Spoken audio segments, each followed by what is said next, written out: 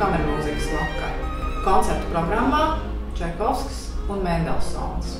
Čaikovskis Stīgu sekstets Atmiņas par Florenci patiešām arī ir atmiņas, jo 1890. gada pavasari Čaikovskis pavadīja Florencē, kur viņš strādāja pie operas Pīķa dāma. Atgriezies Krievijā, komponists raksta Stīgu sekstetu. Darbs pie opus nepavisam neveicās viegli, bet tad, kad skaņdarbs bija tapis, Čaikovskis jutās gandarīts, un viņš rakstīja: kāds sekstets, kāda fūga noslēgumā.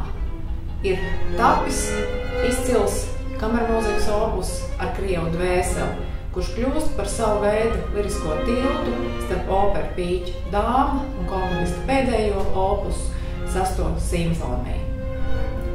Mendelsona Stīgu oktets ir komponista jaunības darbs, rakstīts 16 gadu vecumā, taču neskatoties uz komponista jaunību, tas ir briļants opus, kas ļauj mums izbaudīt Stīgu instrumentu skanējumu, skaistumu un to krāsu bagātību.